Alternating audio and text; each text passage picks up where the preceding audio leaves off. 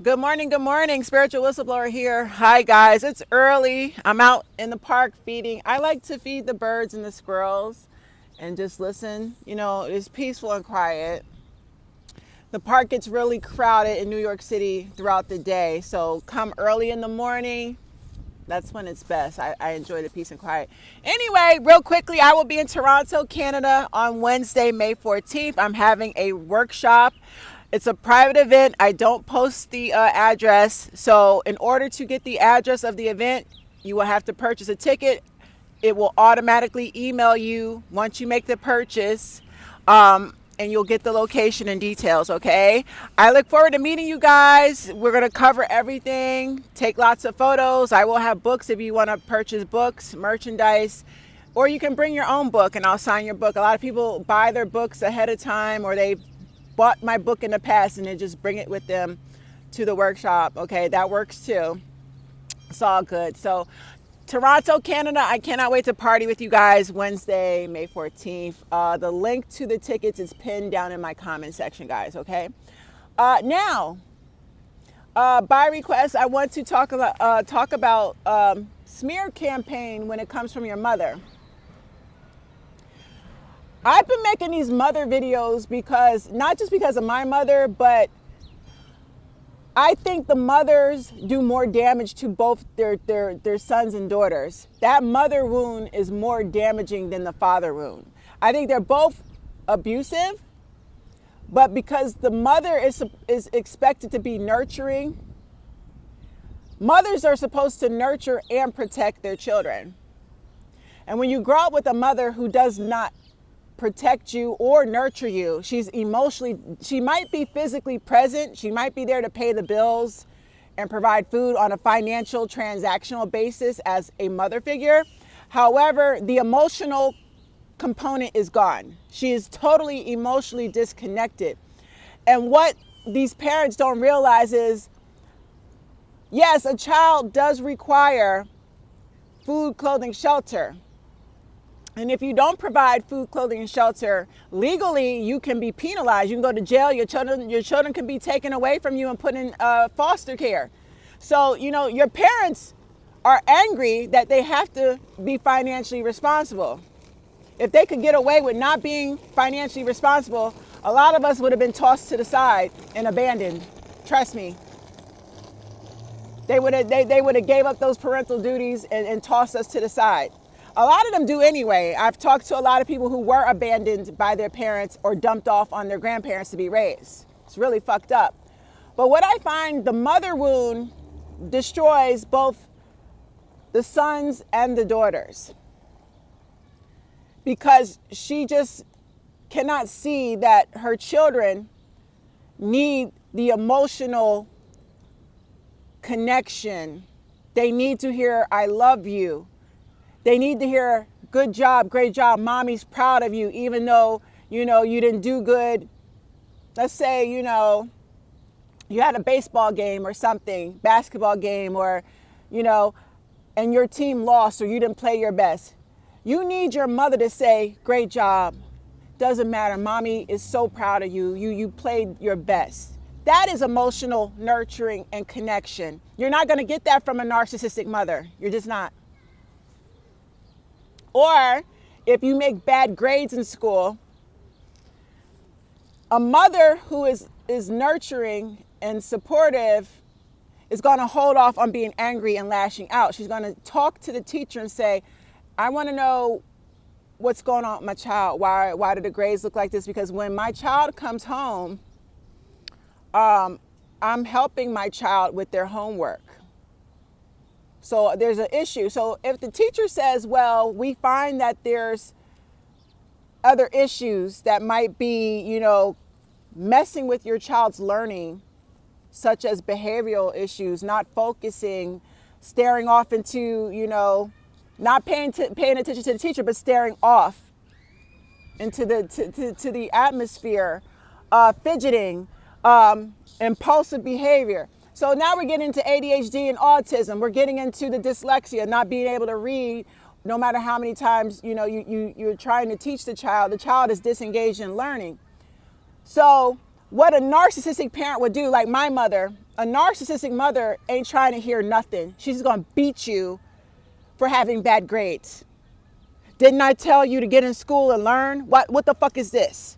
Why does your report card look like this? She's going to beat the fuck out of you. That's why a lot of us hid our report cards. A lot of us did, because we knew what was coming. So a narcissistic mother is not going to try to hear. If the teacher were to tell your narcissistic mother that you're having struggles, you're having behavioral issues, that narcissistic parent is going to say, well, you're not about to put a label on my child. I'm not putting my child in special education classes. No, not my child. They're too prideful to get their children therapy or help. You understand? A narcissistic mother is more concerned with her reputation, image, appearances. What will people think about me if they find out my child has a learning disability?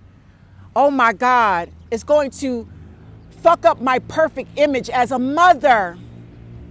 I don't want people thinking something's wrong with my child. So it's her ego. She's worried about her reputation and what others would think. Instead of doing the loving, nurturing thing and getting her child help and saying, fuck what everybody thinks, keep people out of my business and get my baby some help. I don't want my baby struggling at home or out in the world. And I'm going to help my baby every step of the way. If I got to go to therapy with my child, I'm going to work with the teachers to get my baby the help. You're not going to get that from a narcissistic mother. She's going to say, fuck that shit. I'm not putting my child in therapy. Fuck what the teachers say. Fuck. Then the child ends up struggling and going through life fucked up, getting bullied by people, struggling with everything, socially functioning. I don't even want to go into that because I went through it. So I say the mother wound does more damage than the father wound because the mother wound is where we learn empathy, we learn compassion, we learn self-love, and we learn that mom's going to protect us and defend us. Not when we behave poorly, but when we need to be supported, when the rest of the world is against us. Narcissistic mothers don't give that to their children. Totally disconnected. You better be glad that I'm feeding you and you have clothes on your back and a place to sleep. Be thankful for that. Otherwise, you're ungrateful. She's going to throw in your face that you're being fucking ungrateful. So I want to talk about what you should do in the event that your mother just will not stop spreading lies and gossip and rumors about you. Oftentimes we find out that, family will gossip about you, your friends will gossip about you, your fake friends, all types of people will tell lies and gossip about you. But the person in your life that usually does the most damage is your mother. The person you least expect, the person that you expect to defend and protect you, she's doing the most damage to your reputation, honey. Yeah. What do you do when your mother has ran a vicious smear campaign? And I'm not just talking about as an adult, honey. Your mama has been doing this since you were a child. Since you were a child.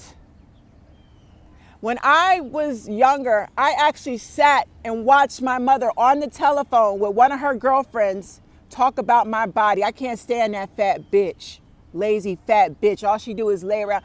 Talk about me, my body. On the phone with one of her girlfriends, talking about me like I'm a side chick who slept with her fucking man. And come to find out of me and my brother and sister, I'm the only child that worked and paid bills to help my mother. My brother wouldn't help my mother, and my sister was not required to. My sister was spoiled. She didn't have to work and help my mother pay bills. So I witnessed my mother on multiple occasions gossip and tear me down. We talking about since childhood, honey. And I don't think I've ever shared this with you guys. My mother's parents, they had a next door neighbor. Smitty, I don't know if his name was Smitty. They had a next door neighbor, and those neighbors were elderly like my grandparents. And they had a son, I think his name was Michael. And I remember being a little girl, 7, 8 years old, and I would hate walking. I go to my grandparents' house, I would hate to walk outside because this man would flirt with me. This man would say, ooh, look at, hey, you know, inappropriate things as a fucking man to a young girl. My family knew. My mother knew. They blew it over. Nobody protected you. It's a lot of dirty, filthy shit that our family members, the elders and our parents, they let shit slide. That man used to flirt with me when I was a little girl, and I felt so horrible, so uncomfortable.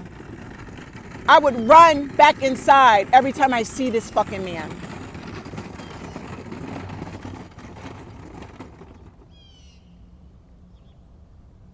I got to do a separate video on how our parents set us up for failure. They not only set you up for failure, they set up their grandchildren for failure. It's just a repetitive cycle. They don't teach you how to vet men properly to make sure you're not getting pregnant or married to a narcissist. They don't teach you shit. They teach you that you ain't nothing without a man. You're not going to be successful if you're not married. They teach you that you got to look good. You're not going to be accepted by family if you're obese, overweight. You're going to be constantly talked about and compared to other family members, other cousins, siblings. Family is trash, yo. And that thinking is passed down generation to generation. And it's not right. It's extremely toxic. But, you know, your mother is going around gossiping about you. And what you will want to do is get on the phone with other family members to clear your name. Or let's say there's a family group chat. Y'all are on Facebook and y'all have a group chat. And y'all are all in this group chat, you know, talking family shit and who said what. It's always something. Or y'all are spying. They spying on your page and they talking about what you're doing on your page in this group chat. You may want to feel like you need to clear your name up. Call up your auntie and tell your side of the story. Call your sister up and tell them your side of the story because your mother's out here lying on you. So you feel the need to want to clear your name. You got receipts. You have documentation to shut down your mother's lies. Let me tell you something. Don't do it. You don't need to get on the phone with none of your family members. You don't need to clear your name. God's going to clear your name, honey. Oh, he going to clear your name. All you got to do is walk away. Time has a way of revealing the truth better than you ever could. There's a famous saying by Sun Tzu. And it says, if you wait by the river long enough, the bodies of your enemies will float on by. I'm going to say it again. If you wait by the river long enough, the bodies of your enemies will float on by.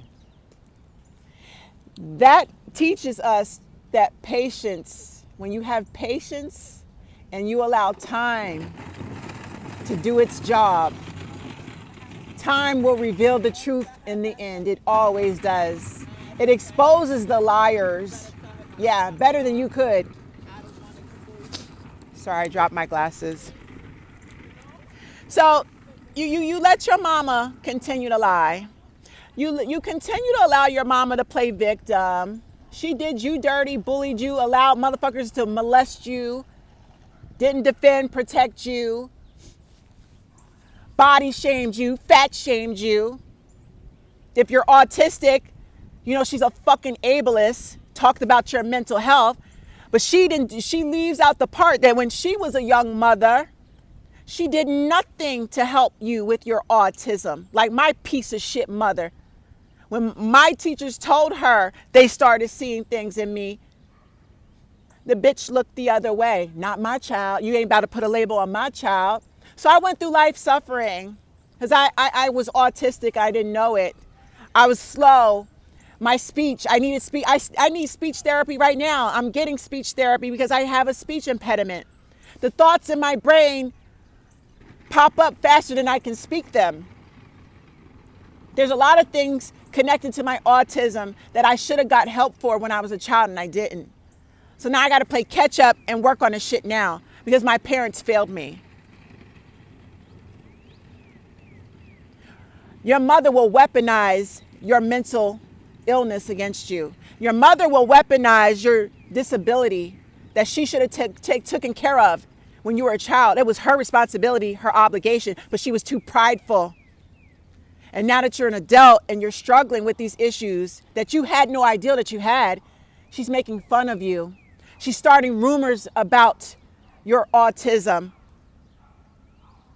But I guarantee you, your mother has never walked her ass into a psychologist's office and got herself evaluated. No, she's too busy making fun of your mental illness, your disability, not realizing that you could have inherited that disability from her. She hasn't gotten herself checked out for autism. She's the reason you're autistic. And she's passed it down to you, but she's too prideful. She's too scared to learn the truth about herself, so she'll never go get evaluated. It's just easier for her to talk shit about her child. Piece of shit mother. Ignore. I know you want to clear your name. I know you want to get on the phone with your aunt and tell your side of the story. I know you want to get on the phone with your grandmother and tell her your mother's been lying on you. I got proof, Grandma. Here's receipts. Here's documentation. Here's a letter. You don't. We're not clearing up our name. You don't have to clear up your name. God does all that for you, honey. Your mother will play dumb. She'll play like she has amnesia. She doesn't remember abusing you. She doesn't remember you getting molested. She doesn't remember shit. Oh, but I'm here to tell you, yes, she does. She knows what she did to you, and she knows what others have done to you, and she knows she failed as a mother protecting and defending you. She's a failure, and she can't accept it. She won't accept it. So she'll play professional victim, go around telling family her version, lies, vilifying you. You're the villain. It's all your fault. Terrible child, terrible daughter. Oh my God, look what my daughter does. No. Leave it alone. He gonna get her ass. He's going to get your mother. I done told y'all the story about my Nana, my father's mother. She's going through it. She actually thought she was gonna get through life with no consequences for the way she has destroyed her son's lives. She had everything planned out. She just knew her youngest baby, her baby boy, was going to take care of her, and she's going to leave him the house, the car. She had shit planned out, and he had to step in and show her, no ma'am, no, you've got to answer for everything you've done to your children. I'm waiting for the day my mother gets a reality check. The good Lord is going to dog walk her for everything she has done. All the lies, allowing a pedo to do what he did to me.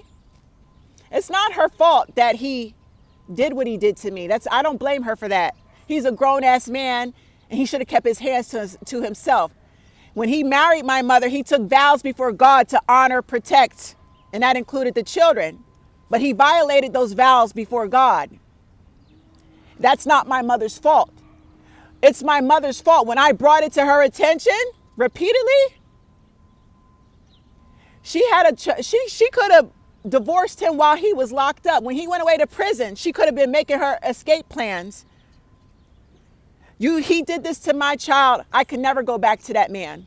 So while he's locked up in prison, I'm going to plan to take care of my kids and divorce this man. So when he comes out of prison, the divorce papers will be waiting for him. No, he got out of prison. She was right there waiting on him with arms wide open, welcoming her pedophile husband back into her home where her children reside. That's where I blame her, because she knew, and she welcomed that nasty, dirty nigga back into her life around her children. And I stood in his face in front of my mother and I said, you know what you did to me. I confronted him in front of my mother.